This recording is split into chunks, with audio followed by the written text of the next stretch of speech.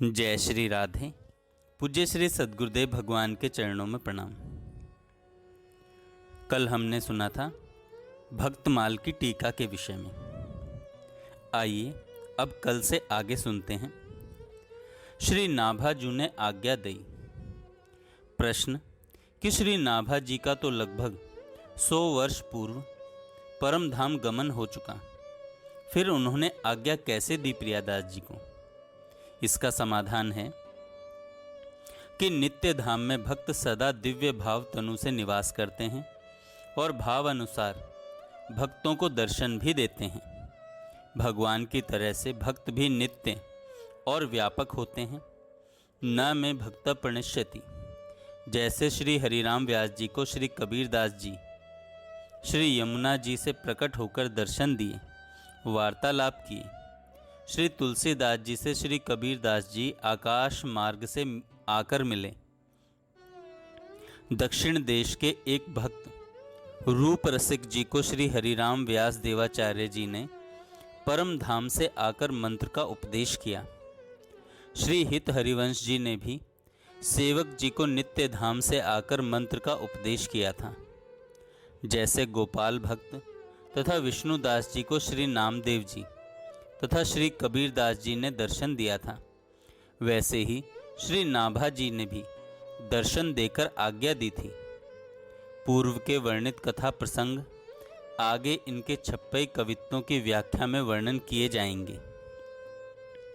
प्रश्न तत्कालीन किसी और संत को टीका विस्तार की आज्ञा न देकर श्री प्रियादास जी को ही टीका विस्तार की आज्ञा क्यों दी? क्यों भक्तमाल की टीका करने के लिए कहा? इसका समाधान है, वैसे तो किसी को भी आदेश देने पर यह शंका हो सकती है, फिर भी पहला, इनका हृदय श्री प्रियादास जी का हृदय प्रेम लक्षणा भक्ति से परिपूर्ण था। दूसरा, संतों में इनका बड़ा अनुराग था। तीसरा, बड़े गुरुनिष्ठ थे। चौथा, भगवत भागवत प्रीति भाजन थे। पांचवा, कवि भी थे। और छठा, सबसे बड़ी बात यह है कि भक्त भक्ति भगवंत गुरु वपु एक, यही सिद्धांत इनका भी था। इस प्रकार सैद्धांतिक एकता थी और सांप्रदायिक पक्षपात शून्य थे, जिसका होना भक्तमाल टीकाकार के लिए परम आवश्यक है। क्योंकि श्री भक्तमाल जी में सभी संप्रदायों के संतों का वर्णन है। श्री प्रियादास जी के संबंध में रीवा नरेश श्री रघुराज सिंह जी स्वकृत श्री राम रसिकावली भक्तमाल में कहते हैं कि प्रियादास एक संत प्रधाना, शिष्य मनोहर दास सुजाना, तेहि किए साधु चरण अति प्रेमा, साधु सेव तजी द्वितीय न नेमा। इन समस्त आवश्यकीय सद्गुणों को श्री प्रियादास जी में वर्तमान देखकर श्री नाभा जी ने इन्हीं को आज्ञा दी। टीका विस्तार भक्तमाल की सुनाइए। श्री नाभा जी ने मूल भक्तमाल का 56 छंदों में सूत्र रूप से वर्णन किया है, परंतु केवल मूल मात्र से ही भक्त चरित का विस्तार न होता हुआ देखकर सर्वजन हिताय विस्तार करने की आज्ञा दी। कीजिए कवित्व बंद छंद। साथ ही यह भी संकेत कर दिया कि वह टीका कविता में हो, क्योंकि कविता के माध्यम से वर्णित चरित्र श्रोता वक्ता को विशेष श्रवण सुखद और मनोहारी होते हैं तथा कहने सुनने में प्रमाण भी बन जाते हैं। आइए अब सुनते हैं टीका का नाम स्वरूप वर्णन। प्रियादास जी कहते हैं कि रची कविताई सुखदाई लागे निपट सुहाई, ओ सच्चाई पुनरक्ति ले मिटाई है। अक्षर मधुरताई अनुप्रास जमकाई अति, छवि छाई मोद झरी सी लगाई है। काव्य की बड़ाई निज मुख न भलाई होती, नाभाजु कहाई आते प्रौढ़ी के सुनाई है। हृदय सरसाई जो पे सुनिए सदाई यह, भक्ति रस बोधिनी सुनाम टीका गाई है। श्री प्रियादास जी कहते हैं, इस कवित्व में श्री प्रियादास जी अपने काव्य की विशेषताएं एवं टीका का नाम बताते हुए कहते हैं कि मैंने टीका काव्य की ऐसी रचना की है जो पाठकों और श्रोताओं को सुख देने वाली है और अत्यंत सुहावनी लगती है। इसमें सच्चाई है, अर्थात सत्य सत्य कहा गया है। पुनरुक्ति दोष को मिटा दिया गया है, अर्थात आने ही नहीं दिया गया है। अक्षरों की मधुरता, अनुप्रास और यमक आदि अलंकारों से अत्यंत सुशोभित होकर इस टीका काव्य ने आनंद की झरी सी लगा दी है।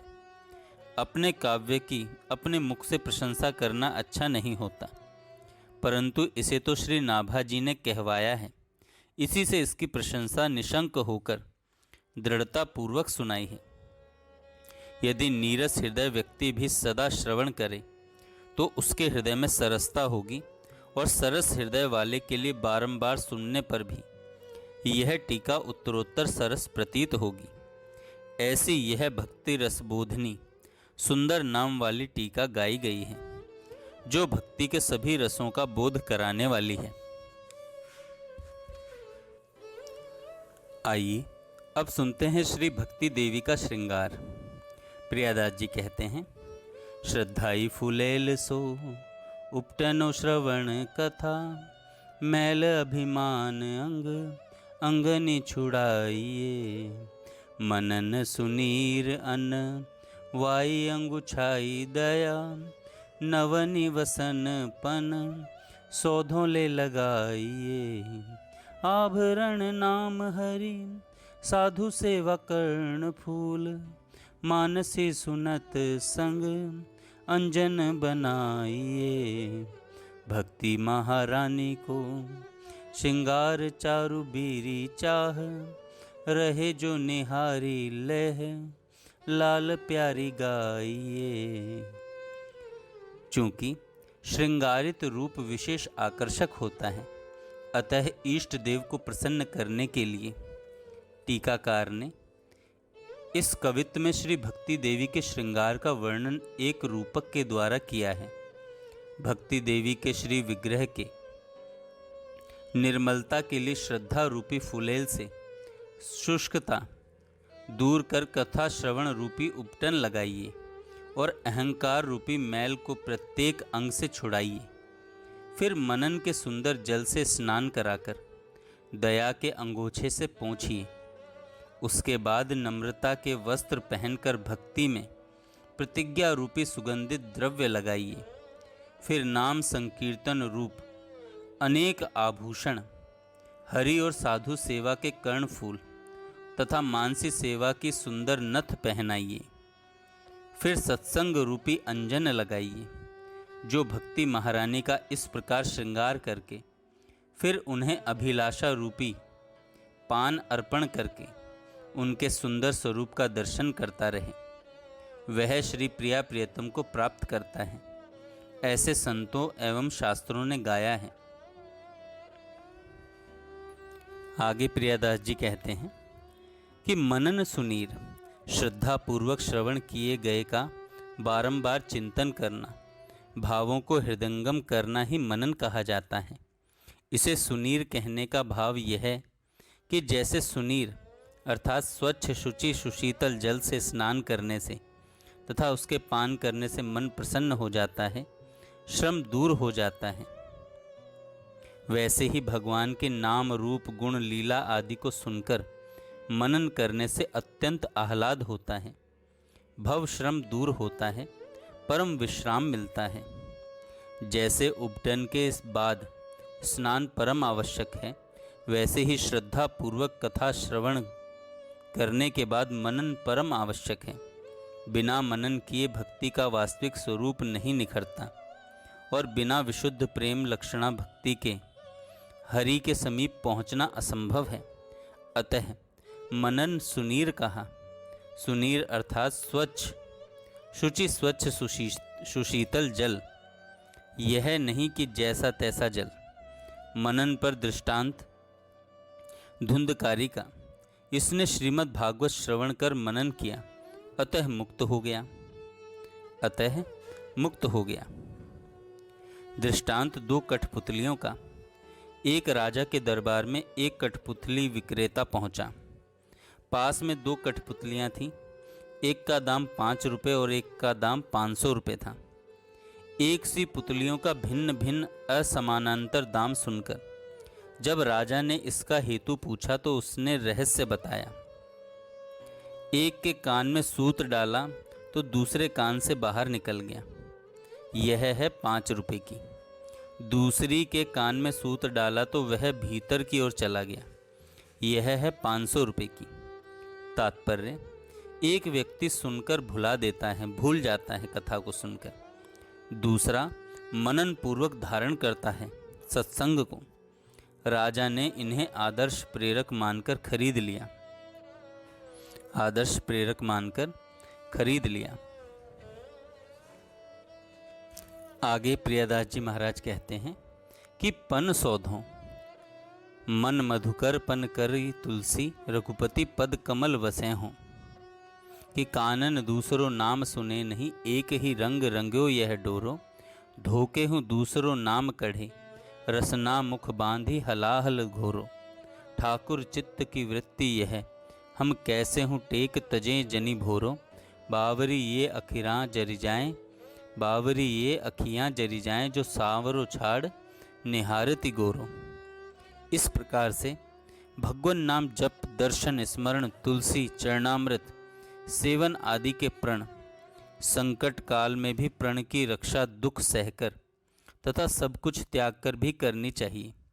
उदाहरण के लिए जैसे नृतक नारायण दास का केवल भगवान के आगे नृत्य करने का प्रण था, श्रीपति कवि केवल ईश गुणगान का प्रण था, और श्री जयमल जी, श्री जयदेव आदि का अपना अपना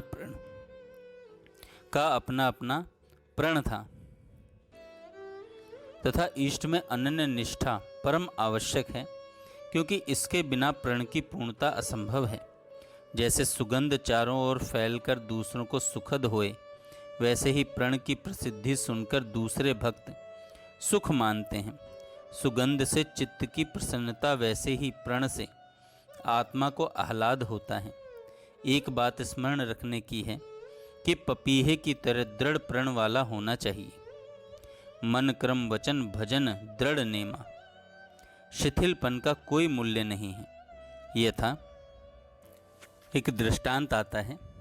प्रियादास जी महाराज कहते हैं कि एक साधु घोड़े वाले को अपने घोड़े को जबरदस्ती मुख में गुड़ का गुलेला देकर खिलाते देखकर पन कर लिए कि हम भी ऐसे ही भगवान खिलावेंगे तभी खाऊंगा। ऐसा निश्चय करके एकांत वन में जाकर बैठ गए। 3 दिन बीत गए, तब भगवान स्वयं दिव्य प्रसाद लेकर आए और अपने हाथ खिलाने लगे, तो इन्होंने अपने से मुंह खोल दिया। प्रतिज्ञा का ध्यान नहीं रहा। रहे भी कैसे? एक तो भूख लगी और दूसरे दिव्य प्रसाद, तीसरे पवाने वाले स्वयं भगवान। भला भगवान को देखकर फिर किसी का प्रण रहता है? वह तो डह जाता है। मुख खोलते ही भगवान तुरंत अंतर्ध्यान हो गए। ये बिलखने लगे तो आकाशवाणी हुई कि आपका नियम कच्चा रहा। यदि आप अपने नियम में दृढ़ रहते तो मैं स्वयं मुख में जबरदस्ती ग्रास डालता। अब हट छोड़कर प्रसाद पाओ। इन्हें अपनी भूल मालूम हुई, प्रसाद पाने लगे। निष्कर्ष यह निकला कि साधना में शिथिलपन नहीं होना चाहिए। साधना में शिथिलपन नहीं होना चाहिए। प्रियादास जी कहते हैं कि आभरण नाम हरि, समस्त श्रृंगार प्रसाधनों में जैसे आभूषण विशेष शोभावर्धक होते हैं, वैसे ही भक्ति समस्त साधन श्रृंगारों में भगवान नाम निष्ठा से भक्ति की विशेष शोभा होती है। जैसे आभूषण अंग प्रत्यंग में धारण किए जाते हैं, वैसे ही नाम निष्ठ के रोम रोम से भगवान नाम की ध्वनि होने लगती है। नाम रोम रोम में प्रतिष्ठित हो जाता है। अंग अंग की तो बात ही क्या। श्री हनुमान जी इसके ज्वलंत उदाहरण हैं। श्री राम के नाम का प्रभाव वानर राज श्री हनुमान जी अच्छी प्रकार से जानते हैं। अतः रूप रागियों में प्रधान श्री वायुपुत्र के रोम रोम से राम नाम की ध्वनि होती रहती है। जैसे अर्जुन जी के भी रोम रोम से जय श्री कृष्ण की ध्वनि निकलती है। चोखा मेला चमार की निर्जीव हड्डियों से भगवान नाम की ध्वनि निकल रही है। नामदेव जी की नाम निष्ठा की इस चरम दशा को प्राप्त करना ही भक्ति महारानी को नाम रूपी आभूषण धारण कराना है। जैसे समस्त श्रृंगार करने पर भी बिना आभूषण धारण किए वह अपूर्ण ही है, वैसे ही भक्ति के समस्त साधनों का यथा विधि अनुष्ठान करने पर भी बिना भगवन नाम आराधन के वह अपूर्ण है, अधूरा है। नाम राम को अंक है, सब साधन हैं सून, सब साधन हैं सून। जय श्री राधे। आगे हम कल सुनेंगे। जय श्री राधे। पूज्य श्री सद्गुरुदेव भगवान के चरणों में प्रणाम। कल हमने सुना था भक्तमाल की टीका के विषय में। आइए अब कल से आगे सुनते हैं